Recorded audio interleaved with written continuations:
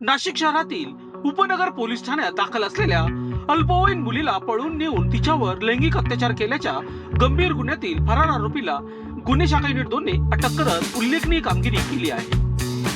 Nashik police आयुक्त Sandeep Karnik, police उपायुक्त किरण कुमार चव्हाण व सहाय्यक पोलीस आयुक्त संदीप पिटके यांच्या मार्गदर्शनाखाली फरार आरोपीचा शोध घेण्याची मोहीम सुरू होती।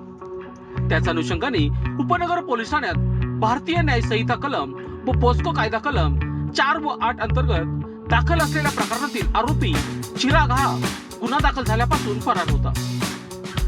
गुन्हे शाखा युनिट 2 च्या पथकाने फिर्यादीकडून सविस्तर माहिती घेत आरोपीची ओळख व पत्ता निश्चित केला। दरम्यान पोलीस उपनिरीक्षक संजय सानप व सहाय्यक पोलीस उपनिरीक्षक शंकर काळे यांना त्यांच्या गुप्त बातमीदारामार्फत आरोपी चिराग परदेशी हा पंचवटीतील सीतागुफा परिसरात येणार असल्याची माहिती मिळाली। ही माहिती प्रभारी अधिकारी हेमंत तोडकर यांना देण्यात आल्यानंतर त्यांनी तत्काळ सापळा रचण्याचे आदेश दिले। त्यानुसार पोलीस पथकाने सीतागुफा परिसरात सापळा लावून आरोपीला ताब्यात घेतले। चौकशीत आरोपीने आपले नाव चिराग संतोष सिंग परदेशी, वय वर्ष 19, राहणार Kamal tower, flat number 7, Sitagufa Panchavati Nashik असे सांगितले।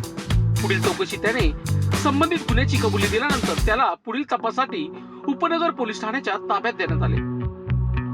सदरची कारवाई नाशिक पोलीस आयुक्त संदीप कर्णिक, पोलीस उपायुक्त किरण कुमार चव्हाण व सहाय्यक पोलीस आयुक्त संदीप पिटके यांच्या मार्गदर्शनाखाली गुन्हे शाखा युनिट 2 चे प्रभारी अधिकारी हेमंत तोडकर, पोलीस निरीक्षक डॉक्टर समाधानी हिरे, पोलीस उपनिरीक्षक संजय सानप, सहाय्यक पोलीस निरीक्षक बाळू शेळके, सहाय्यक पोलीस उपनिरीक्षक शंकर काळे, पोलीस अंमलदार सुनील आहेर व वाल्मिक चव्हाण यांनी पार पाडले। लोकशास्त्र न्यूजसाठी बंटी आढाव, नाशिक। लोकांनी लोकांसाठी उचललेले अस्त्र म्हणजेच लोकशास्त्र न्यूज।